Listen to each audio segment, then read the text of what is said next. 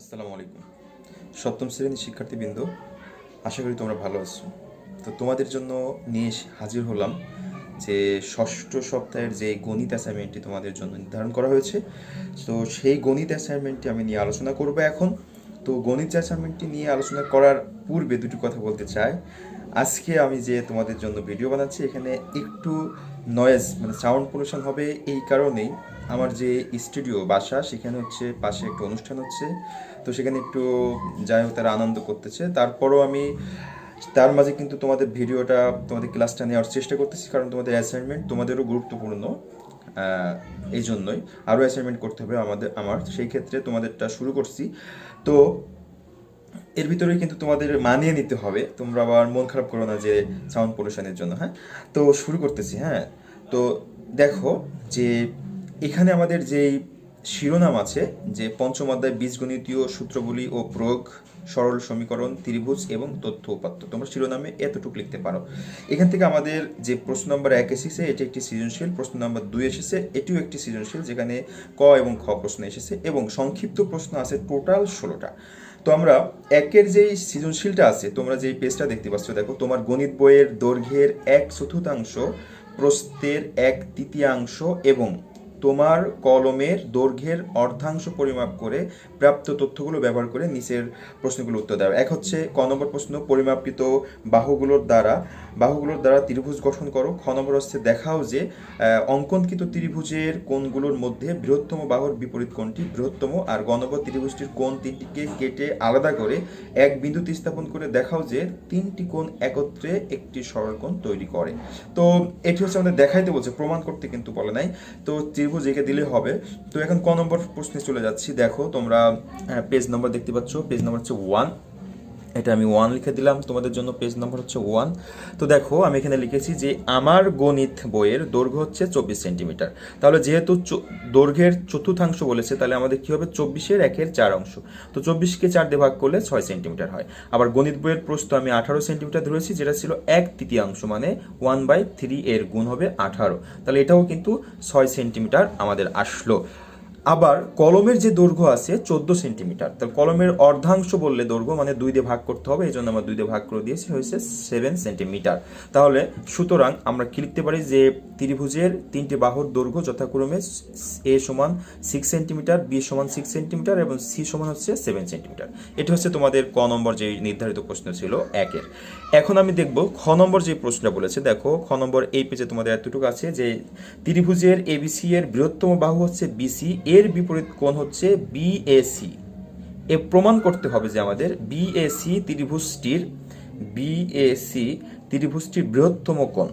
ধাপ 1 প্রমাণে লিখেছি। দেখো যেহেতু বিসি এখানে আমাদের বড় আর এবি ছোট, তাহলে আমাদের বিএসি কোণটা হবে হচ্ছে বড় আর এসি বি কোণটা হবে ছোট।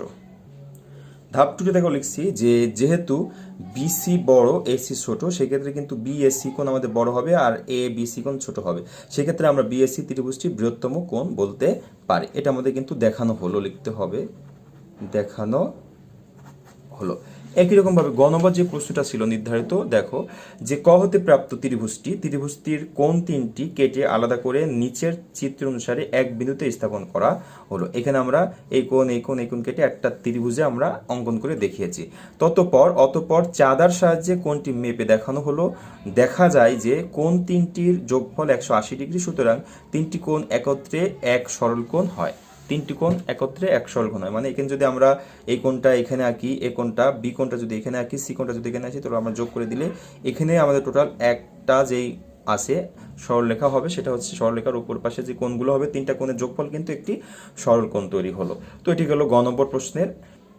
তো এখান থেকে আমাদের 2 নম্বর যে প্রশ্নটি ছিল এমন যে তোমার 30 জন সহপাঠীর উচ্চতা আসন্ন সেন্টিমিটার মানে সংগ্রহ করো এবং তা তোমার খাতায় লিপিবদ্ধ করো। ক নম্বর প্রশ্ন ছিল উপাত্তগুলোকে মানের ক্রম অনুসারে সাজাও। খ নম্বর ছিল উপাত্তগুলো সংখ্যক সহপাঠী উচ্চতা বিশিষ্ট আয়তলেখ তৈরি করতে হবে। তো এখান থেকে আমি টোটাল যে 30 জনের একটা সেন্টিমিটারের উচ্চতা বের করে নিয়েছি, যে এরপর উপাত্তগুলোকে যদি ঊর্ধ্বক্রম অনুসারে সাজাই বড় থেকে ছোট, তো এখান থেকে 145 থেকে শুরু হয়েছে, 145 থেকে শুরু করে একেবারে আমরা ছোট থেকে বড় সাজিয়েছি 150। এটি হচ্ছে ক নম্বর প্রশ্ন শেষ। এখন এখান থেকে যদি আমরা আয়তলেখ আঁকতে যাই, তাহলে কিন্তু আমাদের একটি সারণী লাগবে, যে গণসংখ্যা আর উচ্চতার যে সারণী। তো 145-এর আমাদের গণসংখ্যা আছে 3, 146-এর 2, 147-এর 8, 148-এর 7, 149-এর 5, 150-এর 5, এই যে সারণীটা পালাম, এই সারণী থেকে আমরা দেখো একটা যে আয়তলেখ কিভাবে আঁকি এটা তোমরা এখন দেখবে। দেখো আমি লিখে রেখেছি যে এক্স অক্ষ বরাবর সারিবদ্ধ উপাত্তের উচ্চতা এবং ওই অক্ষ বরাবর গণসংখ্যা 2 ঘর সমান এক একক ধরে আয়তলেখ অঙ্কন করি। তাহলে আয়তলেখটা তোমাদের মাঝে আমি উপস্থাপন করছি। দেখো আয়তলেখটা হচ্ছে এভাবে আমরা করেছি যে এই বরাবর প্রত্যেকটা সেন্টিমিটার উচ্চতা, আর ওই বরাবর আমরা নিয়েছি 5, 10, 15, 20।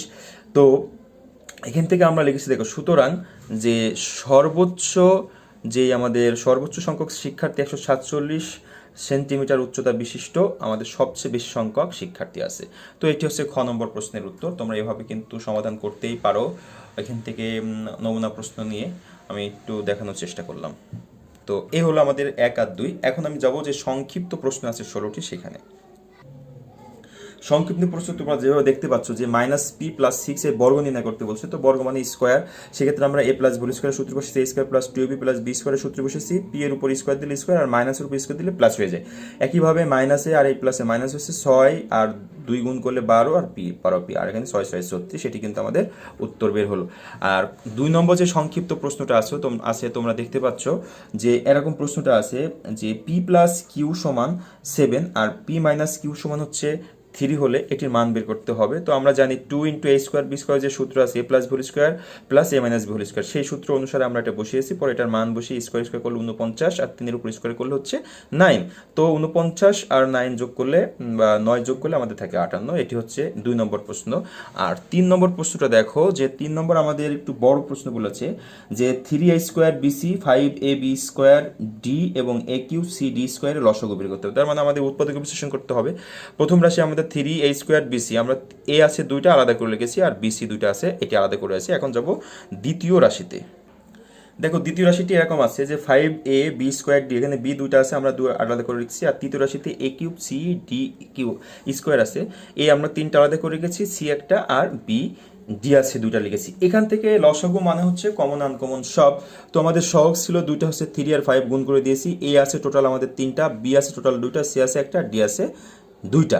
সেক্ষেত্রে আমাদের 3 5 15, a থাকে 3টা, b থাকে 2টা, সি একটা, আর ডি 2টা। এটি হচ্ছে আমাদের প্রশ্নের উত্তর, 3 নম্বর প্রশ্নের উত্তর। এখন চলে যাব 4 নম্বর যে প্রশ্নটা দেখতে পাচ্ছ। তো 4 নম্বর প্রশ্নটা আমাদের এরকম ছিল যে বলেছে হচ্ছে এক্স কিউব মাইনাস 25x এবং x square plus 2x minus 15 এর গসাগু নির্ণয় করতে হবে। তো যেহেতু গসাগু নির্ণয় করতে হবে, এখানেও কিন্তু আমাদের উৎপাদক বিশ্লেষণ করতে হবে। সেই ক্ষেত্রে এখানে একটা এক্স আমরা কমন নিয়েছি, নিলে এক্স স্কোয়ার মাইনাস 25 হয়। তো এটা আমরা a square minus b square সূত্র বসিয়েছি, মানে 5-এর উপর স্কোয়ার দিলে 25 হয়। তো এখানে a plus b into a minus b সূত্র বসেছে, আর এই অংশটা আমরা মিডিল টার্ম করেছি, x square plus 2x minus 15। তো এখানে আমরা মিডিল টার্ম করলে দেখা যাচ্ছে আমাদের এখানে x square minus 3x plus 5x minus 15 থাকে। আর এই প্রথম দুটা থেকে আমরা এক্স কমন নিয়েছি, নিলে আমাদের এক্স মাইনাস 3 থাকে। আর এখান থেকে আমরা 3 কমন নিয়েছি, তাহলে এক্স মাইনাস 3 থাকে। সেই ক্ষেত্রে এই ব্র্যাকেটের দুটো আমরা একটা কমন নিয়েছি, আর এক্স প্লাস 15 থাকে। এখন আমরা যেটা দেখবো এই দুটো রাশি থেকে গসাগু কত হয়।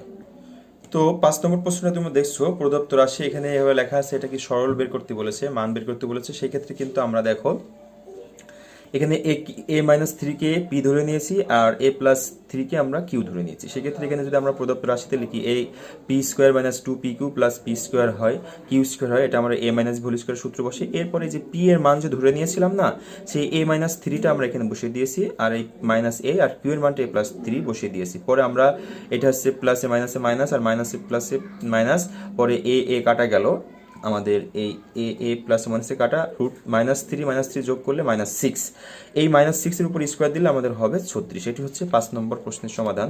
আর 6 নম্বরটা দেখো, এখানে আমাদের এরকম একটি প্রশ্ন ছিল 6 নম্বর, যে প্রদত্ত রাশি আছে 49x স্কোয়ার প্লাস হচ্ছে 4y স্কোয়ার। এই প্রশ্নটাকে আমরা কত যোগ করলে যোগফল পূর্ণবর্গ হবে এটি বলেছে। তো সেই ক্ষেত্রে আমরা এটা সূত্র বসানোর চেষ্টা করেছি যে 7x square plus 2y square, এটা আমরা সূত্র বসালে হয় a plus whole square minus 2ab। সেক্ষেত্রে কিন্তু 7x plus 2y whole square minus 4 সাথে 2 2 4, আর 4 সাথে 28 xy থাকে। তো দেখো এটা যদি আমরা পূর্ণবর্গ করতে চাই, তাহলে কিন্তু এই অংশটা আমাদের বাদ দিতে হবে, তাই না? এই জন্য দেখা যাচ্ছে যে প্রদত্ত রাশির সাথে এই 28xy যোগ করলে আমাদের সেই প্লাস মাইনাসে কাটা গেলে কিন্তু এটা পূর্ণবর্গ থাকে। এরকম একটি ইন্টারফেস আমাদের সামনে আসবে এখন। তো প্রদত্ত রাশিটি দ্বারাই 7x plus 2y whole square যা একটি পূর্ণবর্গ সংখ্যা, সুতরাং প্রদত্ত রাশির সাথে 28xy যোগ করলে যোগফল একটি পূর্ণবর্গ সংখ্যা হবে। তো 7 নম্বর প্রশ্নটা আছে যে এটির একটি উপাদান এটা হলে অপর উপাদানটা আমাদের বের করতে হবে। সেই ক্ষেত্রে কিন্তু আমাদের ভাগ প্রক্রিয়া করলে যে উত্তরটা হবে সেটি কিন্তু একটা উপাদান। তো এটা আমরা তোমাদের ভাগ প্রক্রিয়া করেছি, তোমরা ভাগ প্রক্রিয়া আশা করি প্রত্যেকেই পারো। যেখানে আমরা এমন একটা সংখ্যা নিব যে এর সাথে গুণ করে প্রথমটা মেলানোর চেষ্টা করবো, এভাবে এটা হয়েছে। পরে আবার প্রথমটা মেলানোর জন্য -2y নিয়েছে, গুণ করে এটা হয়েছে। পরে আবার মিলানোর জন্য আমরা -3z গুণ করলে দেখা যাচ্ছে এটার সাথে এটা মিলে গেল, সেক্ষেত্রে শূন্য থাকে।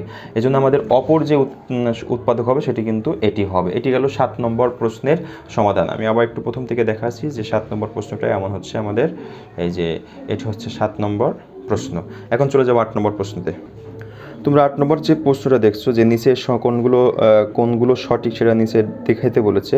তো কোনগুলো সঠিক সেটা দেখাইতে বলেছে, এখানে আমি প্রথমটা লিখে রেখেছি। দেখো যে এটি করে আমাদের ডান পক্ষ বের করতে হবে হচ্ছে 4x square minus 9y square, মানে এই দুটো গুণ করে। সেই ক্ষেত্রে আমরা এটা a plus b into a minus b সূত্র বসালে কিন্তু এটা প্রমাণ হয়ে যায়, তার মানে এটা সঠিক আছে। তো এটা হচ্ছে সঠিক, আমরা লিখতে পারি এটা হচ্ছে সঠিক। একই রকমভাবে 8-এর যে 2 নম্বরটা আছে যে half m minus n whole square plus m plus n whole square, এরকম একটা আছে যে এখান থেকে প্রমাণ করতে হবে আমাদের m square plus n square. তো এখান থেকে দেখো যে এই দুটো কিন্তু আমরা ওই যে সূত্র পড়েছিলাম 2 into a square plus b square, সেই সূত্র বসিয়ে দিয়েছি। এই 2 কেটে গেলে কিন্তু আমার m square plus n square হয়, সেটুকু কিন্তু প্রমাণ হয়। কিন্তু তো তোমরা দেখতে পাচ্ছ 3 নম্বর যেই সংক্ষিপ্ত প্রশ্নটা আছে আমাদের 8-এর 3-এর 8 কিন্তু সঠিক নয়। তোমরা দেখতে পাচ্ছ যে এইভাবে আমি করার চেষ্টা করেছিলাম যে এখানে যে a plus whole square plus 4b আছে, a প্লাস হোল স্কোয়ারে যদি আমরা সূত্রটা বসিয়ে দিই তাহলে আমাদের a square plus 2b plus b square হবে, আর এখানে থাকবে 4b। এখানে যোগ করে কিন্তু a square plus 6ab plus b square থাকে। তো এটা দিয়ে কিন্তু a মাইনাস b হওয়া সম্ভব নয়, সেক্ষেত্রে এটা কিন্তু সঠিক নয়। আর এখানে 10 নম্বর যে প্রশ্নটা তোমরা দেখতে পাচ্ছ যে এটা আমাদের মিডল টার্ম করতে হবে, সেক্ষেত্রে আমরা -x প্লাস 6 নিয়েছি, তাহলে প্লাস 5 থাকে x, এখান থেকে কমন নিয়ে আমাদের থাকে হচ্ছে x মাইনাস 1 x প্লাস 6। এটি গেল আমাদের 10 নম্বর প্রশ্ন। এখন যাব 11 নম্বর প্রশ্নে। তো 11 নম্বর প্রশ্নটা এমন ছিল যে এরকম একটা সমীকরণ দেওয়া ছিল, এই সমীকরণ থেকে আমাদের x এর মানটা বের করতে হবে, যার কারণে এই 5টা আমরা সমানের পাশে দিয়ে ভাগ করে দিয়েছি। তো 10কে 5 দিয়ে ভাগ করলে 2 হয়, আর 3টা মাইনাস ছিল এই পাশে নিয়ে আসলে প্লাস হয়ে যায়। তো x এর মান কিন্তু থাকলে হচ্ছে 5। এটা হচ্ছে 11 নম্বর প্রশ্নের উত্তর। 12 নম্বরটা তোমরা দেখতে পাচ্ছ যে প্রতিসাম্য বিধি অনুযায়ী যে এটা দ্বারা প্রকাশ করা যায়, মানে 2x প্লাস 3 আর 7x মাইনাস 5। তোমরা একটা বিষয় চিন্তা করে দেখো যে এই 7x মাইনাস 5টা আমরা এ পাশে নিয়ে চলে আসছি বাম পাশে, আর এটা নিয়ে চলে আসছি ডান পাশে। এটা হচ্ছে প্রতিসাম্য অনুযায়ী সাইড চেঞ্জ। আর এখানে একটা বিষয় দেখো -1 3 বিন্দুটি কোন চতুর্ভাগে পড়ে। তো এটা আমরা কিন্তু এই বিন্দুটি চতুর্ভাগে পড়ে, মানে 4 ভাগের চতুর্ভাগে, কারণ হচ্ছে প্রথমটা মাইনাস পরেরটা প্লাস। তো প্রথমটা মাইনাস পরেরটা প্লাস কিন্তু এখানে পড়ে। তোমরা যখন গ্রাফ পেপারে যদি রাখাতে চাও তো দেখো মাইনাস মানে x এর মান এদিকে 1 ঘরে, আর y এর মান প্লাস আছে মানে উপরে 3 ঘর, তার মানে এই ঘরে কিন্তু পড়ে, চতুর্থ ঘরে কিন্তু আমাদের এই জায়গাটায় পড়ে। তো এটা হচ্ছে 13 নম্বর প্রশ্ন। আর 14 নম্বর প্রশ্ন আমাদের বলেছে কোন বিন্দুর ভুজের 0 হবে, ভুজ 0 হবে যেখানে x অক্ষরেখায়। অবশ্যই ভুজ মানে আমরা জানি x স্থানাঙ্ক আর কোটি মানে y স্থানাঙ্ক, যেহেতু ভুজ 0 বলছে তার মানে x স্থানাঙ্ক রেখায় আমাদের কি হবে, এই সংখ্যা রেখাটায় হবে। এটা হচ্ছে 14 নম্বর প্রশ্ন। প্রশ্ন নম্বর 15 যে আমরা একটা সংখ্যা মনে করে নিয়েছি এটি, আর আমাদের যে শর্ত ছিল সেটা হচ্ছে x -6 সমান হচ্ছে -12 হবে। তো আমরা এখানে x এখানে রেখে দিয়েছি, মাইনাসে প্লাস 6, আর এখানে হচ্ছে -12, এই 6টা পাশে মাইনাস হয়ে গেছে। তো x এর মান কিন্তু আমাদের বের হলো -18। এটা হচ্ছে 15 নম্বর প্রশ্নের সমাধান। তো 16 নম্বর প্রশ্নটা আমি তোমাদের একটু পড়িয়ে শোনাই, তারপরে প্রশ্নটা করি। লাস্ট প্রশ্ন তোমাদের সপ্তম শ্রেণী গণিতের, যে কোনো সংখ্যার 1/4 তার 1/3 থেকে সংখ্যাটির 1/12 সমীকরণটি কত হবে। সেক্ষেত্রে একটি সংখ্যা আমরা x ধরে নিয়েছি, আর 1/4 মানে x/4, আর তৃতীয়াংশ মানে x/3। তো এটা আমাদের এইটার সমান হবে এইটার বিয়োগফল। সেই ক্ষেত্রে কিন্তু আমাদের এটি হচ্ছে সমীকরণ বের হলো। তো সপ্তম শ্রেণীর শিক্ষার্থীবৃন্দ, আশা করি গণিত বিষয়টা খুব ভালোভাবে বুঝতে পেরেছো। আর এটি হচ্ছে তোমাদের লাস্ট অ্যাসাইনমেন্ট গণিতের। তো এখন তোমাদের দুটি অ্যাসাইনমেন্ট করতে আমার বাকি আছে, সেই দুটিতে কথা হবে। তো সেই পর্যন্ত ভালো থাকবে, সুস্থ থাকবে। আসসালামু আলাইকুম।